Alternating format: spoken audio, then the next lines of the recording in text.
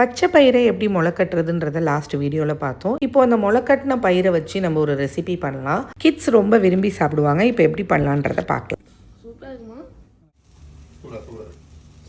இப்போ ஒரு மிக்சி ஜாரில் 3 கைப்பிடி முளைக்கட்டின பச்சை பயிரை நான் ஆட் பண்ணிக்கிறேன். 5 பச்சை மிளகாய், 4 துண்டு பூண்டு, 2 துண்டு இஞ்சி, 1/2 ஸ்பூன் ஜீரகம், 1/2 ஸ்பூன் உப்பு. தண்ணியே ஊற்றாம கொரன்னு அரைச்சி எடுத்துக்கணும். இதுதான் பதம். 1-2 பயிரை அரைப்படாமல் இருந்தால் கூட பரவாயில்ல, இந்த மாதிரி அரைச்சி எடுத்துக்கணும். 1/2 ஸ்பூன் ஜீரகம், 1/2 ஸ்பூன் காஷ்மீரி சில்லி, 1/2 ஆனியன் எல்லாமே ஆட் பண்ணி நல்லா மிக்ஸ் பண்ணி எடுத்துக்கிறோம். தேவைப்பட்டால் நீங்கள் உப்பு ஆட் பண்ணி மிக்ஸ் பண்ணிக்கலாம். ஆல்ரெடி அரைக்கும் போது நம்ம உப்பு போட்டிருக்கோம். ஸோ பத்தலைன்னா நீங்கள் ஆட் பண்ணிக்கோங்க. தோசைக்கல்ல லைட்டாக ஆயில் ஸ்ப்ரே பண்ணி விட்டு இந்த மாதிரி வடை மாதிரி தட்டி எடுக்க வேண்டியதுதான். சூப்பரா இருக்கும். ஒரு சைடு திருப்பி போட்டதுக்கு அப்புறம் தோசை திருப்பி வச்சு நல்லா பிரஸ் பண்ணி விட்டீங்க அப்படின்னா உள்ள நல்லா வெந்து வரும். ஸ்டவ்வை சிம்லேயே வச்சு ஒரு 5 மினிட்ஸ் இந்த மாதிரி திருப்பி போட்டு எடுத்தோம் அப்படின்னா சூப்பரான கட்லட் ரெடி.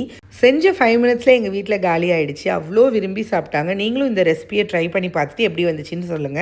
இன்னொரு vlogல பார்க்கலாம். தேங்க்ஸ் ஃபார் வாட்சிங்.